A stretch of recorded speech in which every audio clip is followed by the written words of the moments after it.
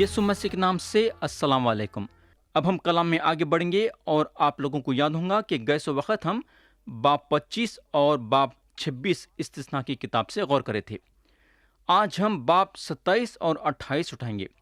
ہم پہلے باب 27 اٹھائیں گے اور پڑھیں گے اس کی آیت 1 سے آیت 3 تک۔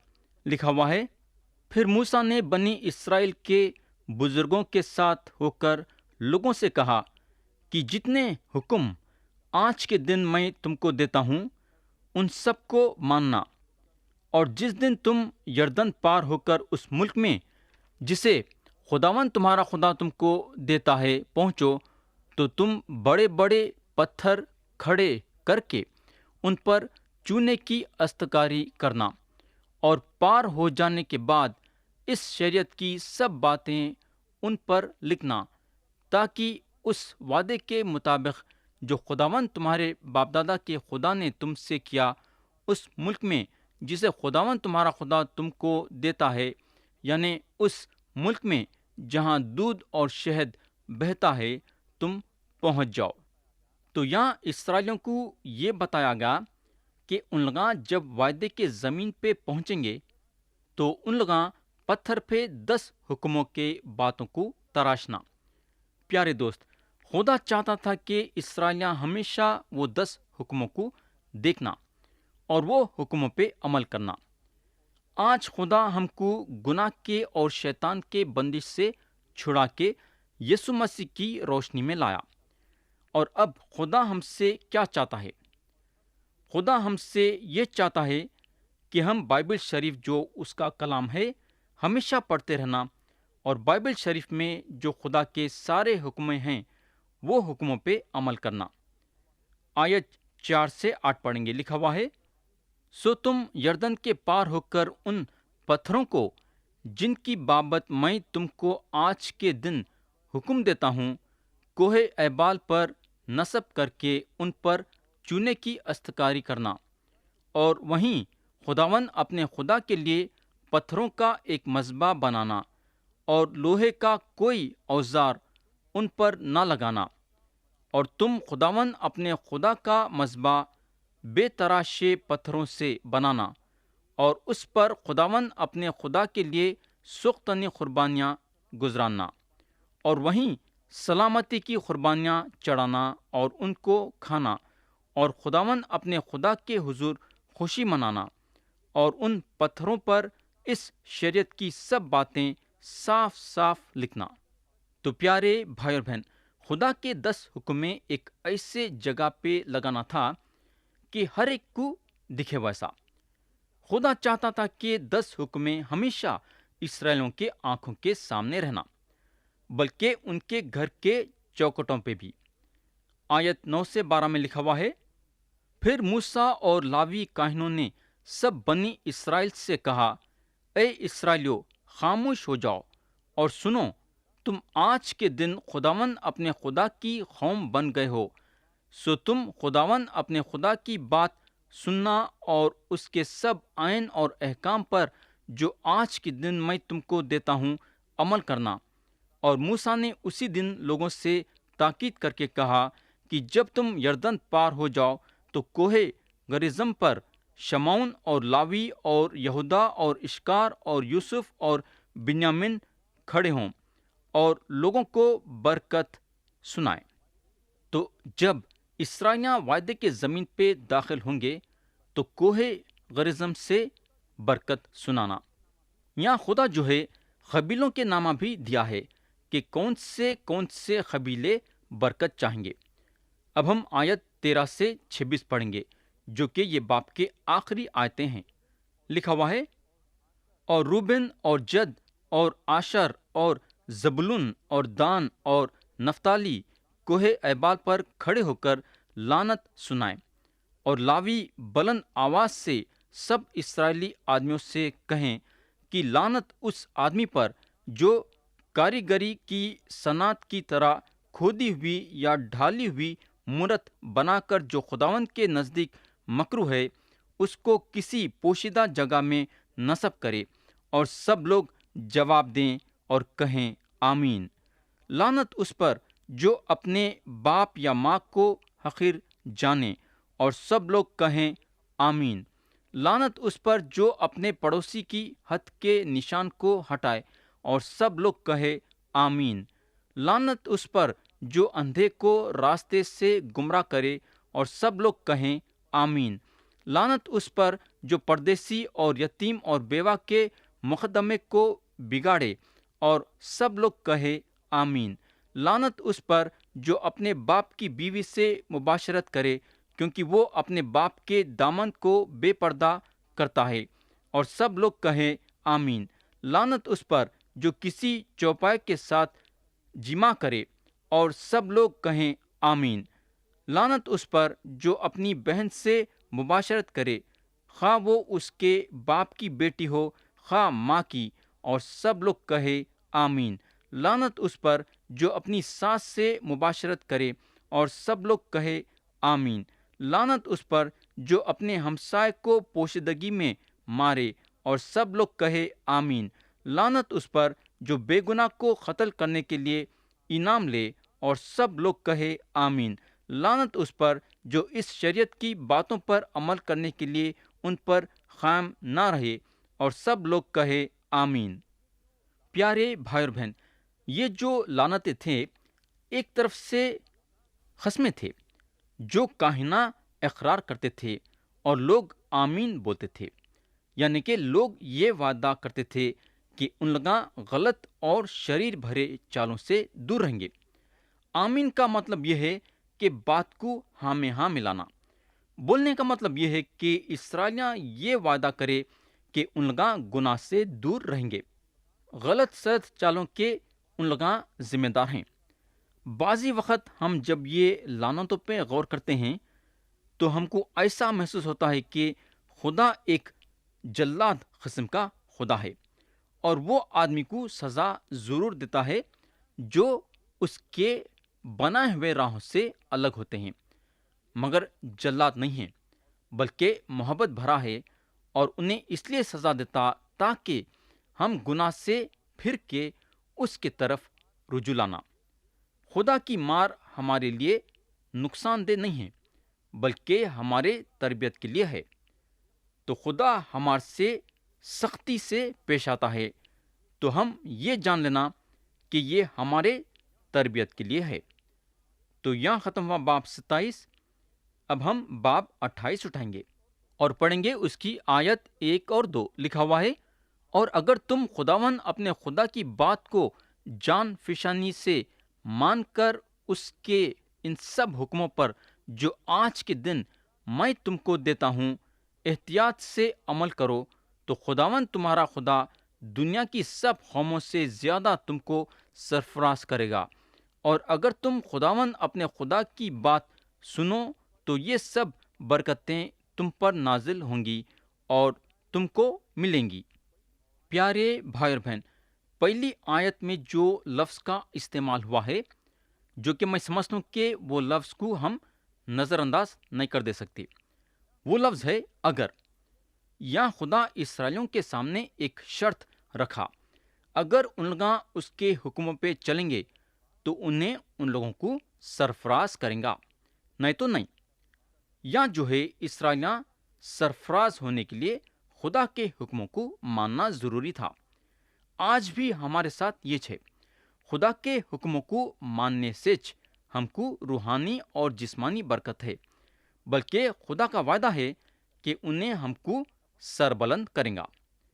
اب ہم آیت 3 سے 6 پڑھیں گے۔ لکھا ہوا ہے، شہر میں بھی تم مبارک ہوگے اور کھیت میں بھی مبارک ہوگے، تمہاری اولاد اور تمہاری زمین کی پیداوار اور تمہارے چوپایوں کے بچے، یعنی گائے بیل کی بھرتی اور تمہاری بھیڑ بکریوں کے بچے مبارک ہوں گے۔ تمہارا ٹوکرا اور تمہاری کٹوتی دونوں مبارک ہوں گے، اور تم اندر آتے وقت مبارک ہوگے اور باہر جاتے وقت بھی مبارک ہوگے۔ پیارے بھائی اور بہن، جیسا آپ یہ پڑھیں گے تو آپ کو اس بات کا پتہ چلے گا کہ 12 لعنتوں کا اقرار کیا گیا ہے، مگر یہاں صرف 6 برکتیں ہیں۔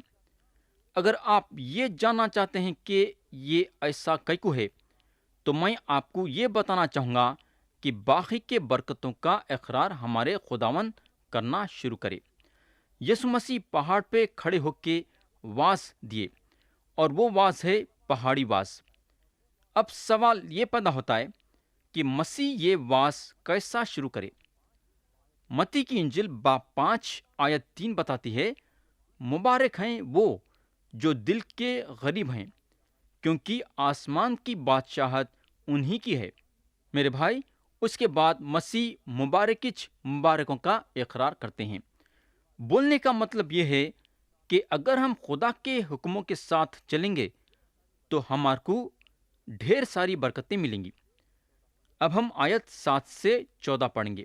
لکھا ہوا ہے، خداوند تمہارے دشمنوں کو جو تم پر حملہ کریں تمہارے روبرو شکست دلائے گا۔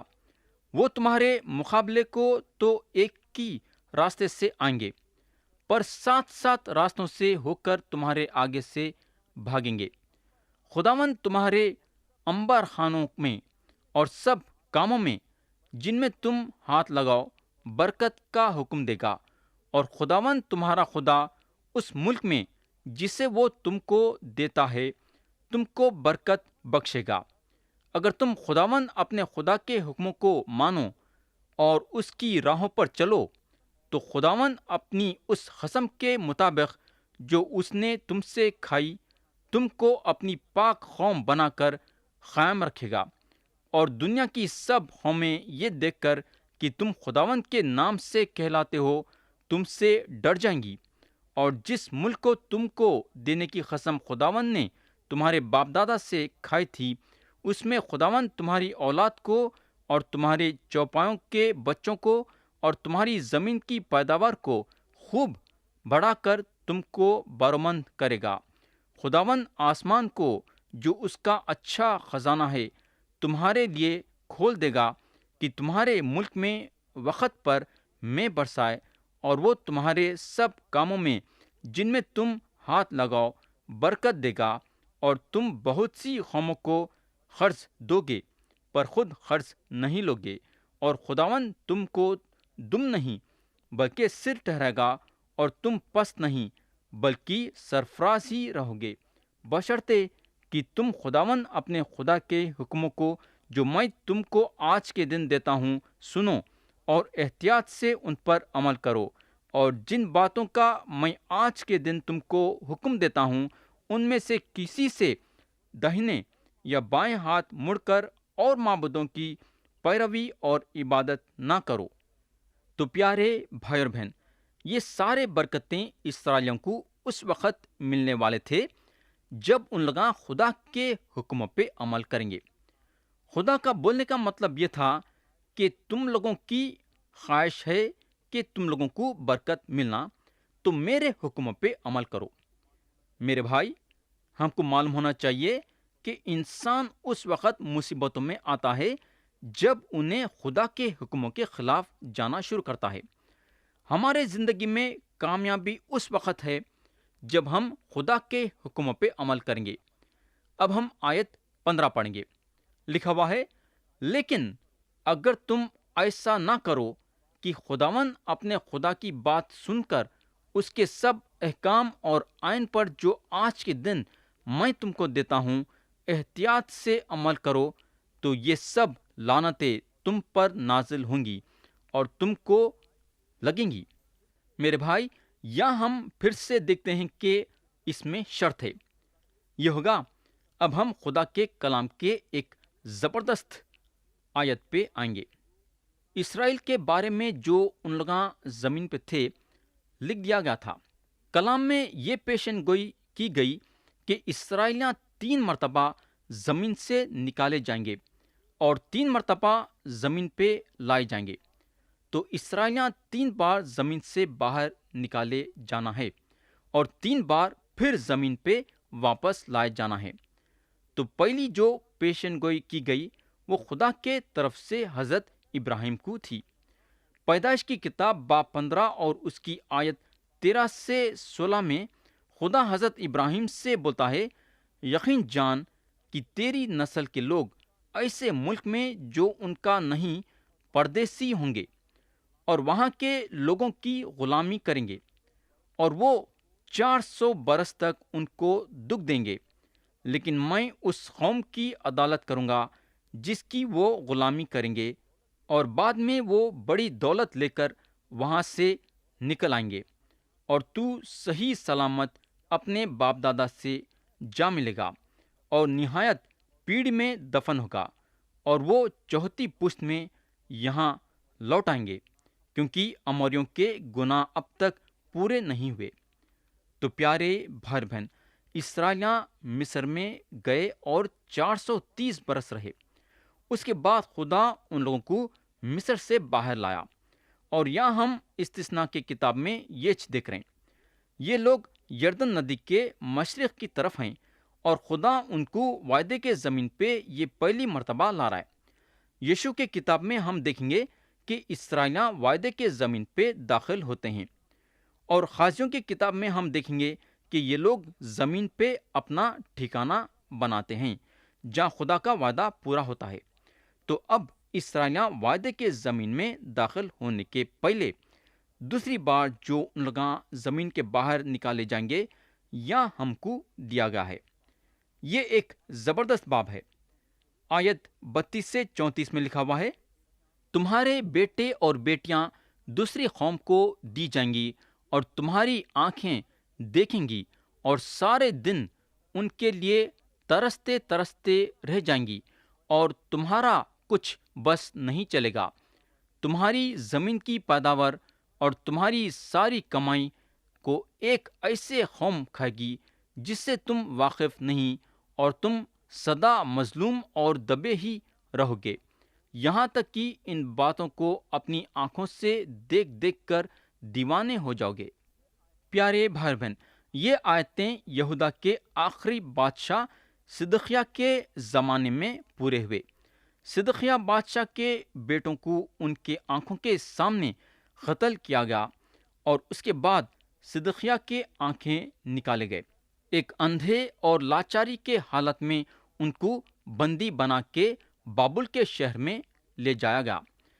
آیت 35 سے 37 میں لکھا ہوا ہے، خداوند تمہارے گھٹنوں اور ٹانگوں میں ایسے برے پھوڑے پیدا کرے گا کہ ان سے تم پاؤں کے تلوے سے لے کر سر کی چاندی تک شفا نہ پا سکو گے۔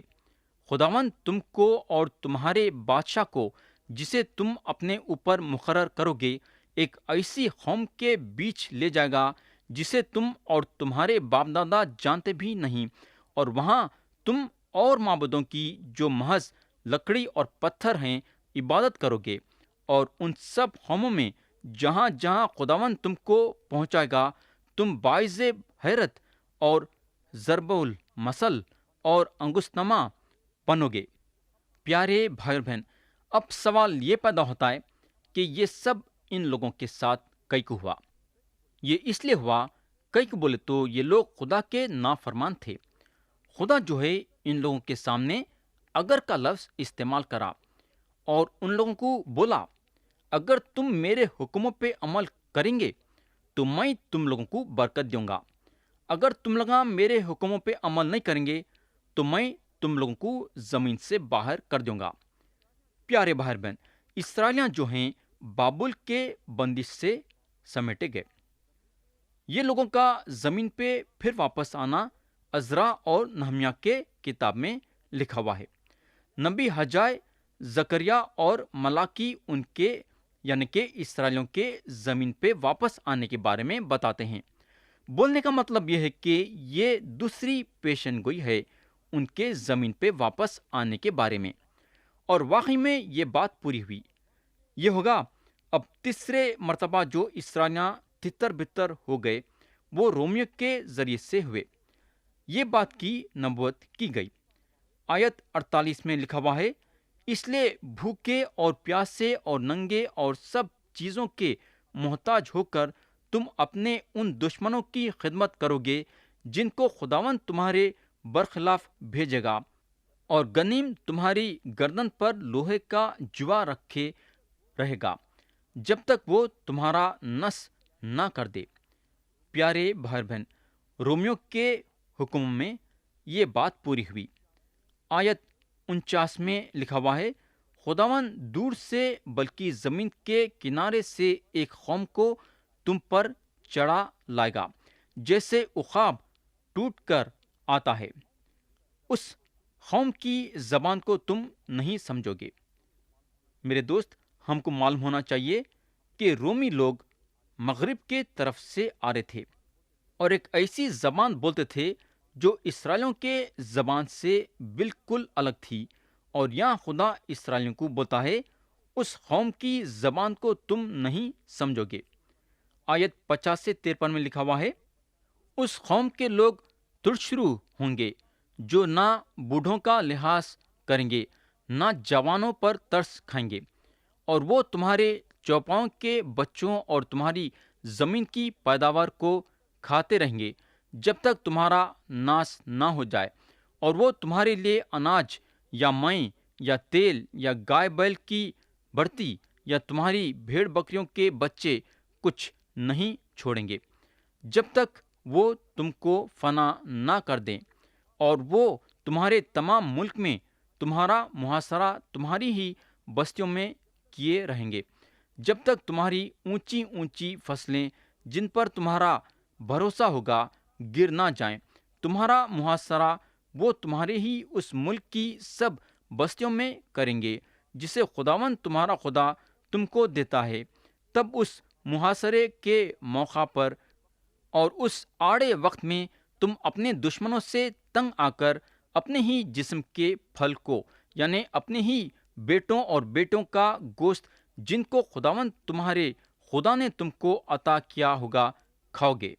پیارے بھائی بہن، اتہاس یہ بتاتی ہے کہ کیسا مایوں کو زبردستی کیا گیا اپنے بچوں کو دے دینے کے لیے، اور بچوں کا گوشت کھایا گیا۔ لوگ جو ہیں مر گئے اور ان کی لاشیں شہر میں سمیٹی گئی، اور وہ لاشوں کو دیوار کے باہر پھینکا گیا۔ میرے دوست، میں آپ کو یہ بتانا چاہوں گا کہ یہ پیشن گوئی واقعی میں پوری ہوئی۔ پیارے بھائی بہن، یہ سارے باتیں اس لیے ہوئے، کئی کو بولے تو اسرائیلیاں خدا کے نافرمان تھے۔ خدا کے حکموں کے خلاف جانا ایک غلط بات ہے اور گناہ ہے، اور اس کی سزا ضرور ملے گی۔